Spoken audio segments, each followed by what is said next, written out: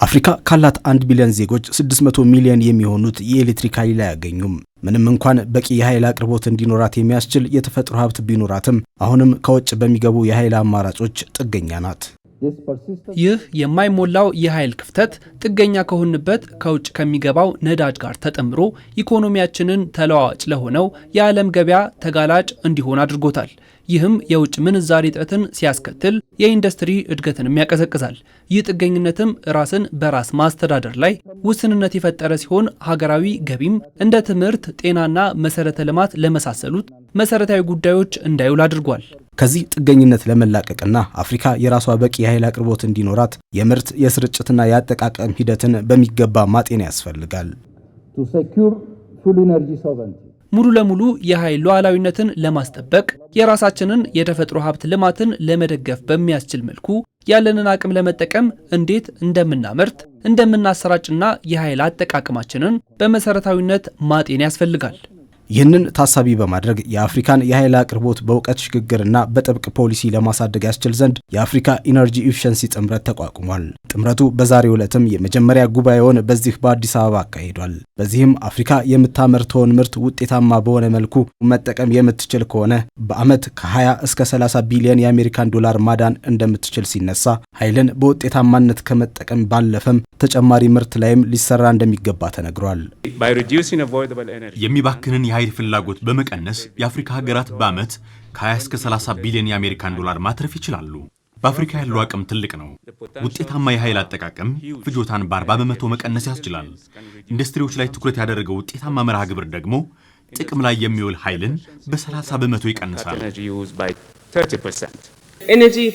ውጤታማ የኃይል አጠቃቀም ተጨማሪ የኃይል መሰረተ ልማቶችን መገንባትን አይተካም፣ ግን የምናመነጨው እያንዳንዱ ኪሎዋት ብዙ እንዲጓዝና ተጨማሪ ሰዎች ጋር እንዲደርስ ተጨማሪ ኢንዱስትሪዎች ኃይል እንዲያገኙ ያደርጋል። ውጤታማነት ለአፍሪካ ሁሉን አቀፍ መዳረሻ ፈጣን መንገድ ነው፣ እንዲሁም ለኃይል ሉዓላዊነት ጠንካራው መንገድ ነው። ኢትዮጵያም ከአየር ንብረት ጋር ተስማሚ የሆነ ታዳሽ የኤሌክትሪክ ኃይል በማመንጨት በኩል ሰፊ ስራዎችን እየሰራች የምትገኝ ሲሆን በ2050 ዜሮ የካርበን ልቀትን ግብ በማስቀመጥ ለዛ የሚያበቃትን ስራዎችም ከወዲሁ እየተገበረች ትገኛለች። በ2050 የተያዘውን የዜሮ ኃይል ልቀትና የካርበን ውህደት ግብ በአጠቃላይ አሁን ያለውን አቅም ለማሳደግና ከውሃ ኃይል ማመንጨት ውጭ ያሉትን አማራጮች ለመጨመር እንደ ሀገር በተያዘው ዓላማ ስር የሚካተት ነው። ልብ ልንለው የሚገባው ነገር ኢትዮጵያ በ2023 ዝቅተኛ ልቀትና ለአየር ንብረት ተስማሚ የሆነ የረዥም ጊዜ እቅድ ታዳሽ ኃይል ምንጭ ለማጎልበት በማለም ነድፋለች። ከዛ ጊዜ ጀምሮ በርካታ ፕሮጀክቶች በሀገሪቱ የተለያዩ አካባቢዎች ተጀምረዋል። ከዚህ ባለፈም እያመነጨች የምትገኛቸውን ታዳሽ የኤሌክትሪክ ኃይሎችን ለጎረቤት አገራት ጭምር በመሸጥ ለቀጠናዊ ትስስርም ትልቅ አስተዋጽኦ እያበረከተች ትገኛለች። አሁን ላይ ከ95 በመቶ በላይ የሚሆነው የኤሌክትሪክ ኃይላችን የሚመነጨው ከታዳሽ የተፈጥሮ ሀብት ነው። ታላቁ የህዳሴ ግድብም ለሉዓላዊነት ንጹህና ለቀጠናዊ የኃይል ትስስር ምልክት ይሆናል። የአረንጓዴ ኃይል ትግበራ ታዳሽ ኃይል ለጎረቤት ሀገራት በመላክ ኢኮኖሚ ግንኙነት ለማሳደግ መረጋጋትን በመፍጠር ቀጠናዊ የኃይል ትስስር ለማስፋት አስችሏል። ሱዳን፣ ጅቡቲና ኬንያ ለዓመታት የኢትዮጵያን ኤሌክትሪክ ኃይል እየተጠቀሙ ነው።